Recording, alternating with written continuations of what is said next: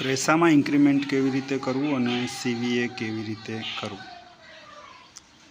Login કરી employ રજિસ્ટ્રેશનમાં જવાનું, નીચે સર્ચ બટન દબાવવાનું, જેનું ઇન્ક્રીમેન્ટ આપવાનું છે તેનું નામ સર્ચ કરવું,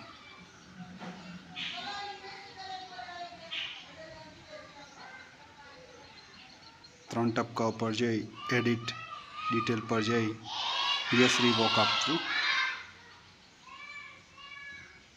હવે જે તે શિક્ષકની પ્રોફાઇલ ખુલી જશે. સાઇટ થોડી ધીમી ચાલે છે પણ કામ થાય છે.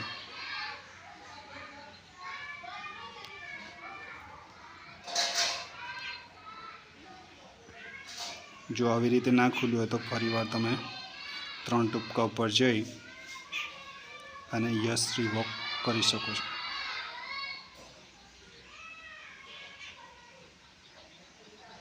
ત્યારબાદ આ રીતની પ્રોફાઇલ ખુલશે, જેમાં સેલરી બ્રેકઅપ લખેલું છે.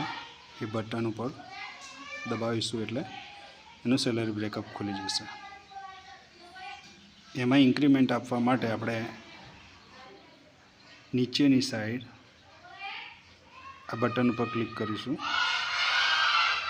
અહીંયા લખીશું ઇન્ક્રીમેન્ટ છે માટે ઇન્ક્રીમેન્ટ લખીશું.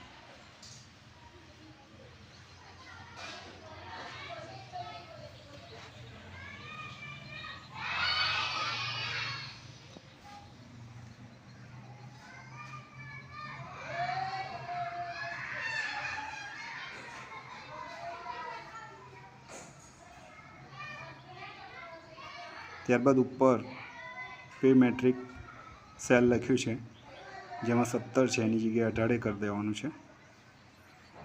એટલે ઉપરનો એક અંક વધારી દેશો એ પ્રમાણેનું ગ્રેડ પે આવી જશે. અહીંયા નીચે બેઝિક પે ચેક કરી લેવો, જે અપડેટ થઈને આવી જશે. જનરેટ બટન ક્લિક કરીશું એટલે અપડેટ થઈ જશે.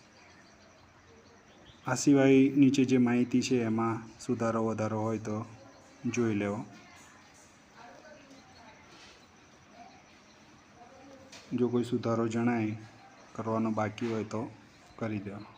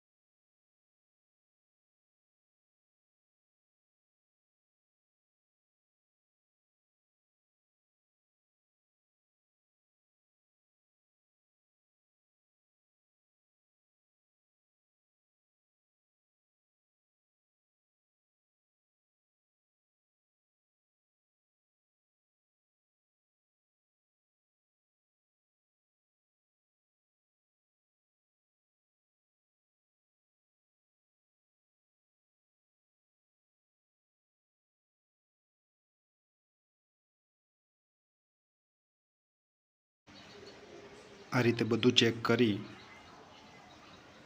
જો પગારના આંકડા મીર ખાઈ જતા હોય તો નીચે ગ્રીન કલરનું બટન સેવ માટેનું છે એ દબાઈ દેવું. સેવ કરશો એટલે એક ગ્રીન કલરનો મેસેજ નીચે જમણી સાઈડ આવશે. ગ્રીન કલરનો મેસેજ આવે તો સમજવું કે તમારું કામ ઓકે થઈ ગયું છે.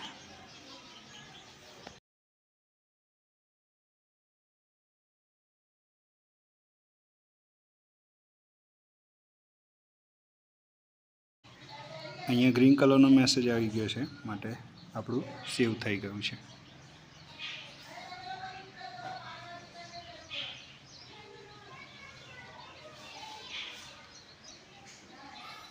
જો હજુ ડાઉટ હોય તો આ રીતે ફરી નીચે સેવ બટન ક્લિક કરી ગ્રીન મેસેજ જોઈ શકો છો.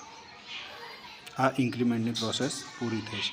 હવે આપણે સીવીએની પ્રોસેસ જોઈશું.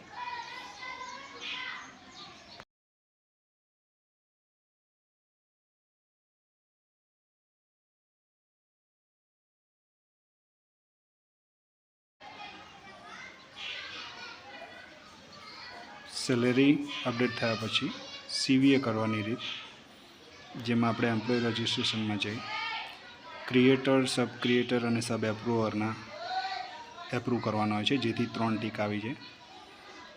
એમાં ક્રિએટર અને સબ ક્રિએટરના લોગિનથી જ થશે, જે આ રીતે હશે. ક્રિએટરના લોગિનમાં જઈ એમ્પ્લોય રજિસ્ટ્રેશન કરવાનું છે.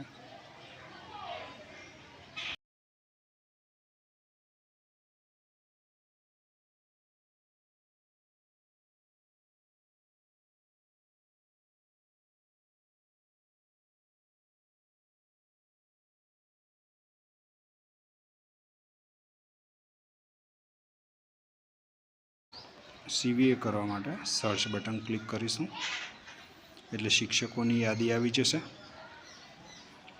હવે જ્યાં CVA છેલ્લા ખાનામાં 3 ટ્રાયેંગલ દેખાય છે, CVAના છે, ત્યાં 3 ટીક લાવવા માટે જે નામ આપણે CVA કરવાનું છે નામ પસંદ કરી એની આગળના 3 ટપકામાં જઈ અને વ્યૂ ડિટેલ્સ દબાવવાનું છે.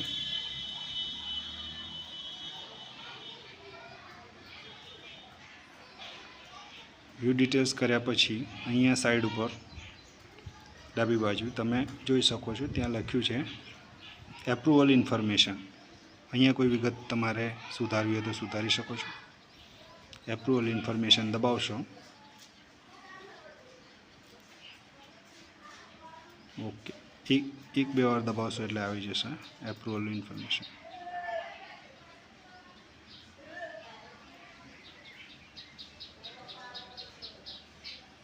અહીંયા એપ્રૂવ અને અહીંયા યસ સેન્ડ ઇટ એવું દબાવવાનું છે. અહીંયા ગ્રીન મેસેજ આવી ગયો છે, તમારા ક્રિએટરના લોગિનમાંથી એપ્રૂવ થઈ ગયું છે. હવે સબ ક્રિએટર માટે ચેન્જ આઈડેન્ટિટી કરીશું. વિગતો ભરી રોલ છે એમાં હવે સબ ક્રિએટરની જગ્યાએ સબ રિવ્યુઅરમાં જઈશું. કન્ટિન્યુ આપીશું. અહીં સર્ચ દબાવીશું.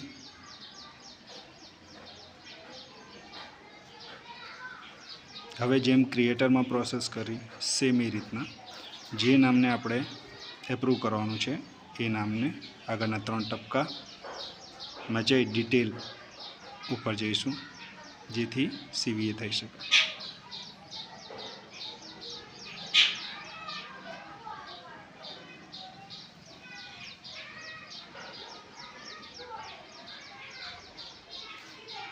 અહીંયા પણ તમે એપ્રૂવ ઇન્ફોર્મેશનમાં જઈ એપ્રૂવ ગ્રીન બટન દબાવી યસ સેન્ડ ઇટ ઉપર ક્લિક કરશો.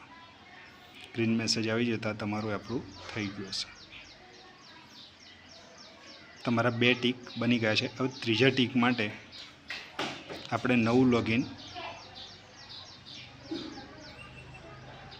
જે છે એના લોગિન કરીશું, જે એપ્રુવરનું લોગિન છે.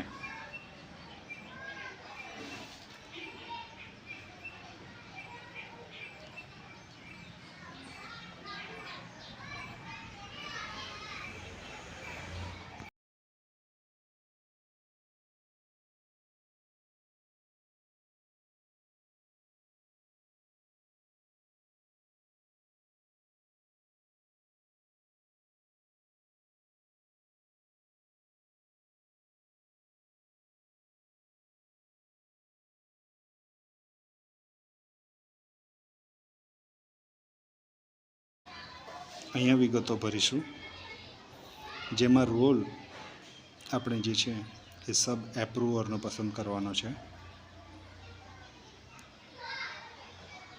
ઓફિસ, બ્રાન્ચ અને ખાસ રોલ તમારે સબ એપ્રુવરનો પસંદ કરવાનો છે. આટલું કર્યા પછી જ્યારે સાઇટ ખુલશે ત્યારે સેમ ક્રિએટરમાં જેમ પ્રોસેસ કરી એ રીતની જ પ્રોસેસ છે.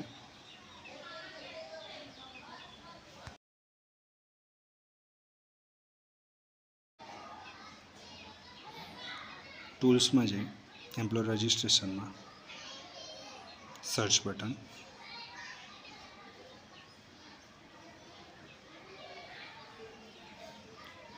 નીચે શિક્ષકોનું લિસ્ટ આવશે, જેમાં આપણે જે શિક્ષકનું એપ્રૂવ કરવાનું છે એનું નામ લખીશું. જેમાં છેલ્લું ટીક બાકી છે એ દેખાય છે. આમાં વ્યૂ ડિટેલ કરી અને સેમ ક્રિએટર જેવી પ્રોસેસ કરવાની છે, જેથી તમારું સીવીએ બની જશે. ત્યારબાદ જ આ નામ સેલેરી પ્રોસેસમાં બતાવશે, નહીંતર બતાવશે નહીં. એપ્રૂવ કરી દઈશું. આનાથી છેલ્લું ટીક આવી જશે, ગ્રીન મેસેજ આવી ગયો છે. હવે તમે સેલેરી પ્રોસેસ કરી શકો છો.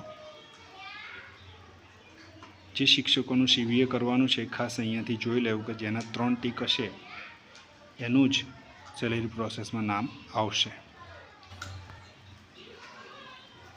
જાન્યુઆરી મહિનાના શિક્ષકોનો કોઈ સુધારો આવશે નહીં. એમનું બિલ ડાયરેક્ટ જ જનરેટ થશે. આવી રીતે 3 ટીક આવી જાય એટલે તમારું કામ ઓકે.